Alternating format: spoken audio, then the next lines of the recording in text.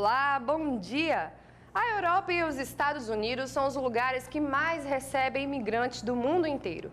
Devido a isso, a xenofobia e o preconceito contra os grupos estrangeiros aumenta a cada dia. As medidas do atual presidente dos Estados Unidos, o Donald Trump, só reforçam a discriminação que passa a crescer no país, em especial contra os estrangeiros do Oriente Médio. E é sobre esse tema que vamos conversar hoje com a presença de Durval Muniz Júnior, que é professor doutor do Departamento de História da UFRN, e com o Meneleu Lins, que é coordenador do Sinteste RN.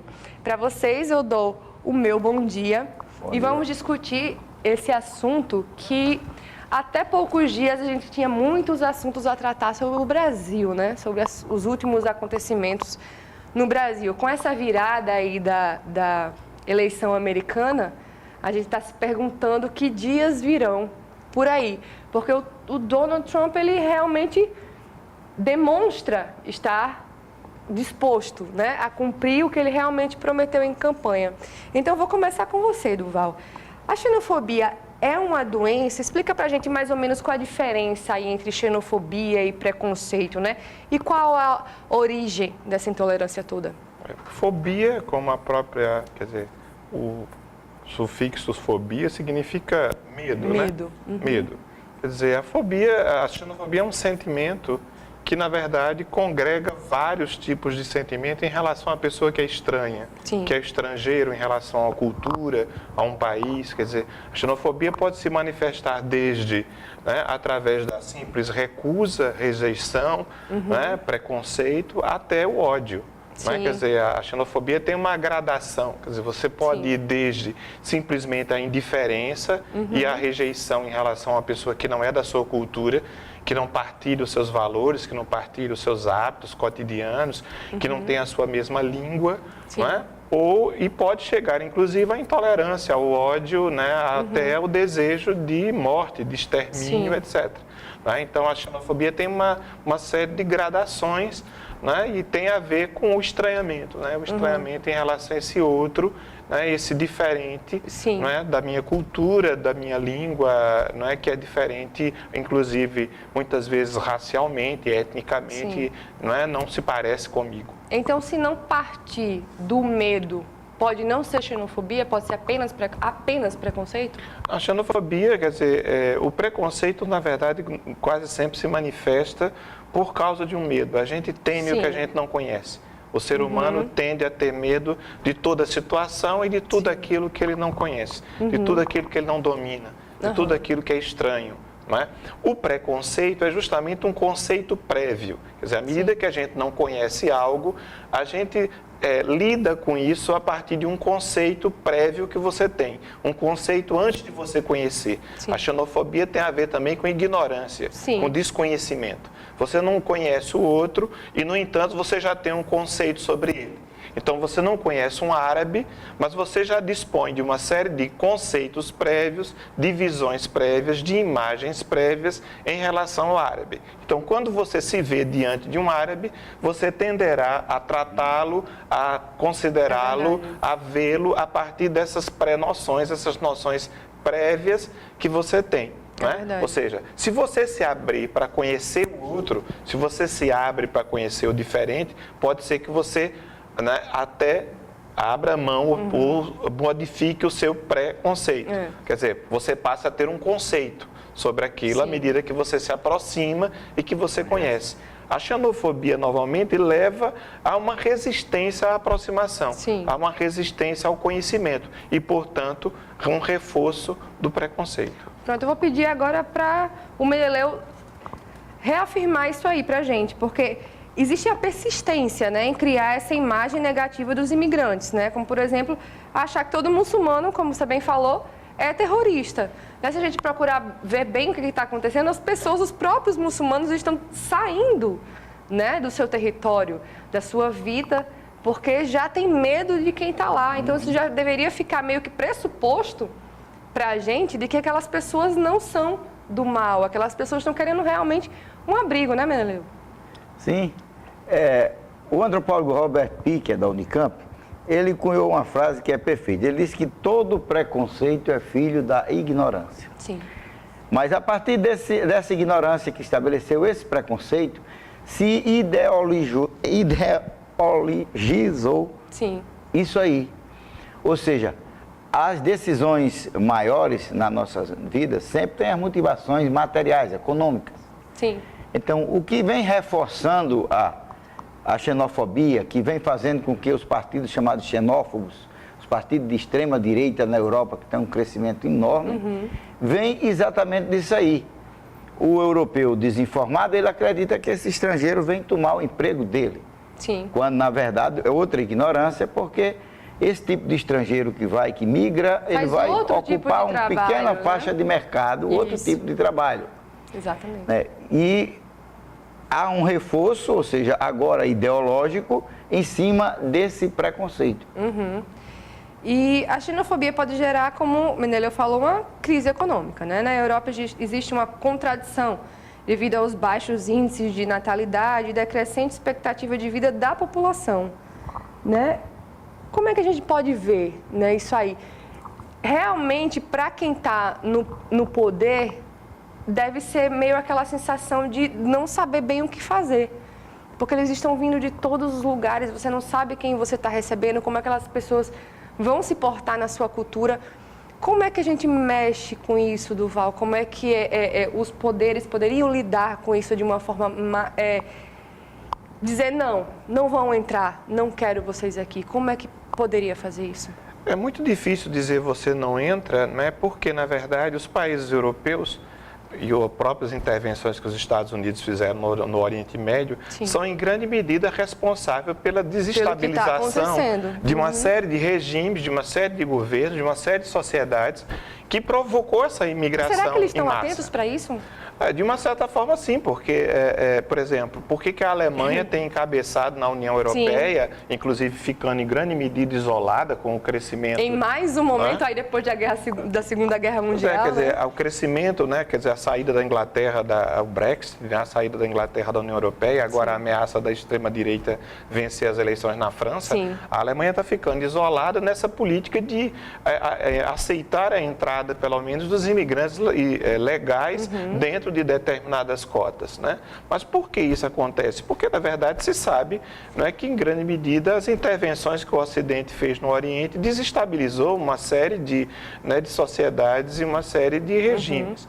Uhum. Né? É claro que a sociedade europeia e a sociedade americana, ela precisa também do trabalho do imigrante. À medida que tem sociedades europeias que têm um crescimento demográfico praticamente negativo.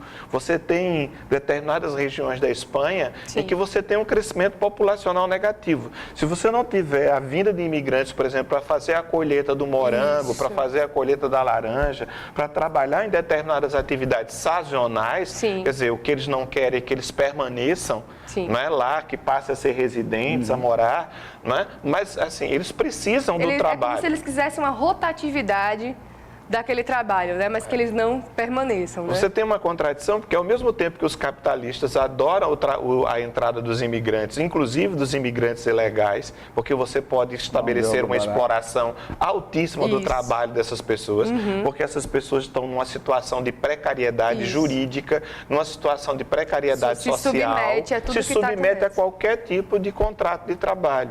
Então, ao mesmo tempo, né, quer dizer, são as contradições do capitalismo, né? Quer dizer, ao mesmo tempo que para o empresariado é excelente você ter uma exploração, muitas vezes a utilização, inclusive, de trabalho análogo a de escravos, como acontece, inclusive, no Brasil, recorrentemente com os bolivianos, com os haitianos, sendo utilizados, inclusive, como trabalho semi-escravo ou análogo a escravo. Uhum. Né? Quer dizer, você tem, por outro lado, esse discurso da não aceitação. Quer dizer, esse mesmo empresário que utiliza o trabalhador e o explora, né, num outro lugar vai fazer discurso xenófobo, vai fazer discurso racista contra esse imigrante. E, claro, né, na Europa e agora nos próprios Estados Unidos, a eleição de Trump, né, ela teve como uma das suas principais bases eleitorais a classe trabalhadora. Isso é que é absolutamente preocupante. Por exemplo, a classe trabalhadora francesa, dos anos 60 para cá, há pesquisas sociológicas que mostram mostram que a classe trabalhadora francesa ela foi se deslocando politicamente da extrema esquerda para a extrema-direita. Há um deslocamento que é provocado por essa visão de que é o imigrante que está provocando a falta de emprego, a falta de trabalho, quando na verdade se deve a uma crise sistêmica do capitalismo. A gente vive uma crise sistêmica do capitalismo desde 2008, né? E a situação de falta de emprego, o desemprego, né? Quer dizer, o capitalismo, inclusive, na sua fase atual... A gente vai continuar falando sobre esse assunto, sobre xenofobia, o que é preconceito, o que não é, o que é realmente xenofobia e, claro, sobre o Donald Trump, que vem causando muita polêmica por aí. 30 segundos, a gente já volta.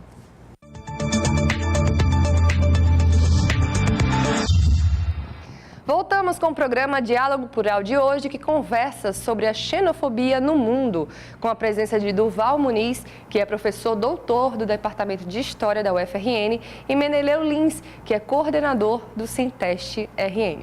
Vamos continuar falando sobre esse assunto, que muitas vezes se confunde por aí, muitas vezes as pessoas estão cometendo xenofobia, achando que é preconceito, que já é terrível, né? Mas vamos esclarecer o que é um, o que é outro, né? Mas o que a mídia tem mostrado esses últimos tempos? Donald Trump, né?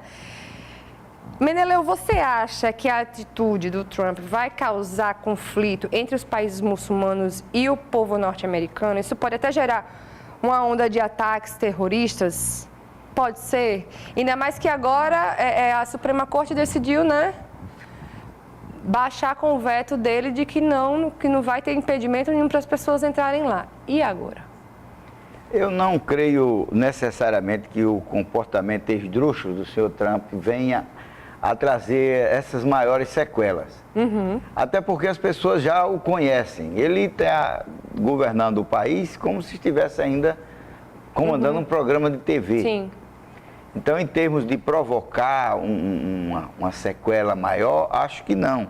Agora, o comportamento dele é reforçador da xenofobia, Sim. é reforçador do discurso ideológico da extrema-direita. Os partidos na Europa, até bem poucos anos, eles cresceram de 2009 para 2014 1,36%. Sim. De 2014 até hoje, eles cresceram assustadoramente. Antes não tinha nenhum partido de extrema-direita que tivesse representante no parlamento.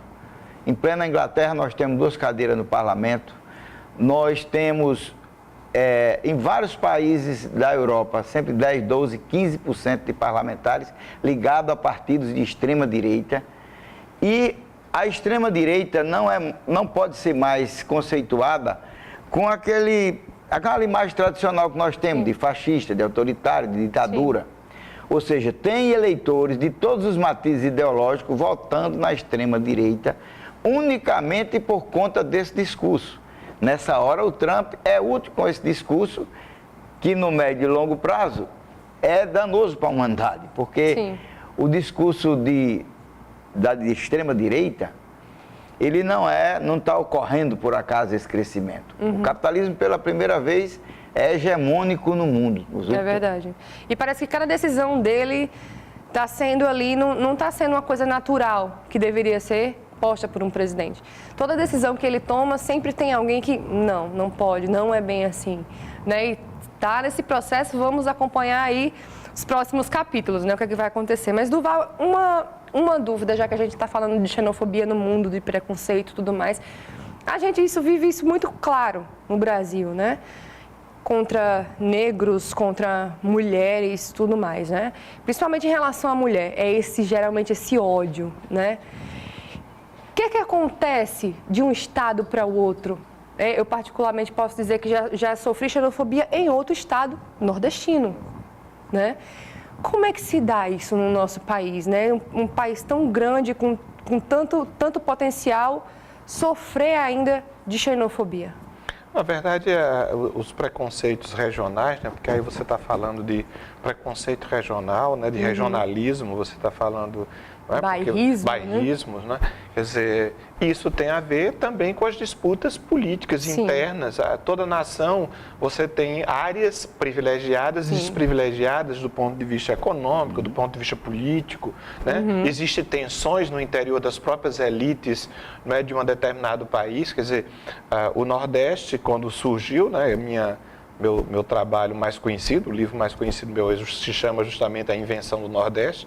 Né? Quer dizer, o Nordeste é uma região que surgiu no começo aí do século XX, foi construído justamente no momento de declínio político e econômico dessa área do país. Quer dizer, durante muito tempo essa área foi o centro da economia brasileira. Num determinado momento esse centro se deslocou para o centro-sul com a produção cafeeira, depois com a industrialização. E é nesse momento que o Nordeste vai surgir, quer dizer, essa identidade regional nordestina vai surgir. E ela vai surgir elaborada pelos próprios intelectuais e políticos daqui, e em grande medida já com uma visão profundamente negativa. Eles vão utilizar uma imagem, né, de uma região pobre, subdesenvolvida, seca, né, em grande medida que precisa do socorro do Estado. Quer dizer, é uma estratégia, inclusive, de trazer recursos, de carrear. E essa imagem, né, ela vai ser apropriada por outras áreas, do país. Então, é claro, você tem preconceito, inclusive as formas das pessoas falarem, né, os sotaques. Exatamente. Né? Quer dizer, os humanos, né, eles são muito diferentes, mas eles têm uma enorme dificuldade de pensar as suas diferenças e de aceitar as suas diferenças. Até porque, a partir do século XVIII, houve o surgimento dessa ideia de homem e de humanidade como se fosse uma coisa única. Né? Na verdade, foi uma generalização do que os europeus consideravam ser eles e que generaliza para toda o que seria a humanidade. Então, quem não se parece com eles não são propriamente humanos, estão a alguns degraus abaixo da humanidade. Né? Quer dizer, dentro do próprio país você vai ter isso. Quer dizer, uma região que tem uma maior influência negra, indígena, como é a nossa, em contraposição a uma região que tem uma maior presença branca, europeia, como o Sul. Então, você vai gerando, né, essas... Talvez seja esse um pouco o medo dos europeus e dos americanos, né? Fazer essa mistura aí a longo prazo, né? A sociedade americana é uma sociedade hoje já completamente multirracial e multicultural. Por isso que o discurso de Trump é completamente uma coisa deslocada, uma coisa completamente... Né, e que pegou... Né? Porque além dele ser um grande estrategista de marketing, na verdade pegou porque a gente vive esse momento de crise realmente do capitalismo. É uma utopia, né? Que, na verdade, alguma parte dos americanos talvez queiram, mas que é uma coisa muito distante da realidade. Ele teve voto dos principais estados operários dos Estados Unidos, com a promessa dele de que vai fechar a economia americana para a entrada... Para os americanos. Só para os americanos. Exatamente. Gente, tem muito pano para manga nesse assunto, mas daqui a pouco a gente volta. Fique aí que a gente volta com o último bloco do nosso Diálogo Plural.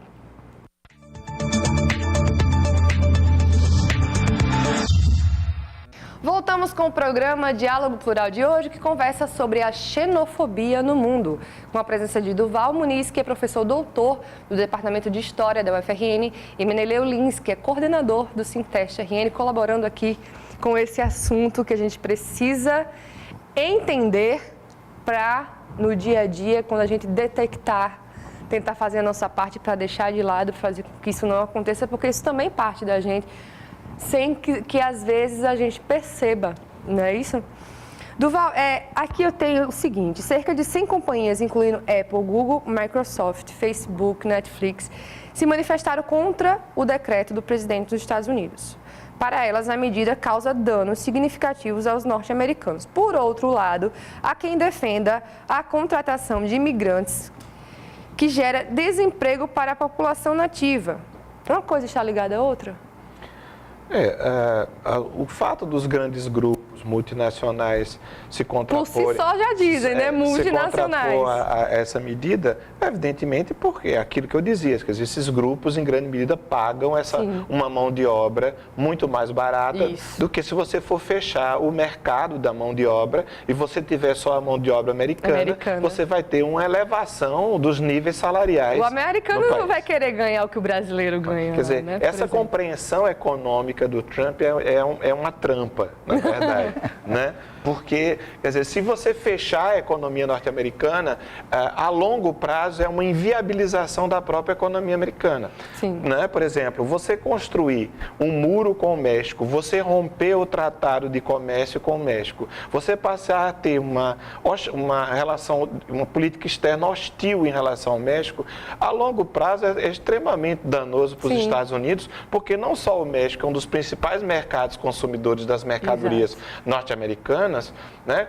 Até pela proximidade como mesmo, grande né? parte das empresas americanas vão para o México para usar a mão de obra barata dos mexicanos. Não é? Quer dizer, no momento que eles tiverem que ficar só nos Estados Unidos, dentro das fronteiras, eles vão ter que pagar mais caro pela mão de obra. Né? Daí, evidentemente, porque esses conglomerados, né? Inclusive os conglomerados de mídia, Trump foi eleito contra quase todos os conglomerados de mídia. Não é dos Estados Unidos. O que mostra também que os conglomerados de mídia têm uma popularidade bastante baixa nos Estados Unidos. Ser contra a imprensa da Ibope. Isso. Não é? Quer dizer, o Trump fez uma campanha toda muito agressiva em relação à imprensa. E ele consegue, o tempo todo tem imagem voltada para ele, né? Tanto que agora teve o Grammy e tudo mais, e sempre as pessoas estão falando então aquela coisa, né? Fale bem ou fale mal, mas falem de mim. Né? Ele está usando meio que isso ao favor dele, né? Meneleu, a gente fala muito também da questão das fronteiras. Não só da permissão da entrada, mas a abertura das fronteiras.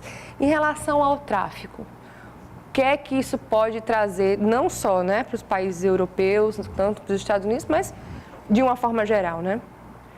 O discurso do Trump, na verdade, não tinha como objetivo ser populista, ganhar votos de uma faixa de americano mais conservador, que não gosta de ver os Estados Unidos se tornando mais plural, se tornando mais heterogêneo, e funcionou. Ele não está preocupado com a questão da fronteira, com o tráfico com o México, enfim. E ele também não tem a menor noção de certos princípios de economia. Como o professor esteve falando aqui, ele agora deu incentivos fiscais gigantescos para empresas se deslocarem do México e de outros lugares do Oriente, de outras regiões do mundo, para produzir nos Estados Unidos.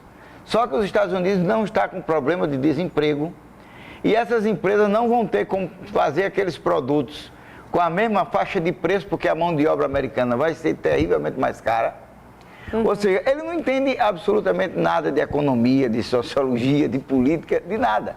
Trump é uma dessas aberrações que ganham a eleição com golpes baixos de marketing de mídia. E me corrija se eu estiver errada. Ele ganhou no estado da Flórida, não é isso?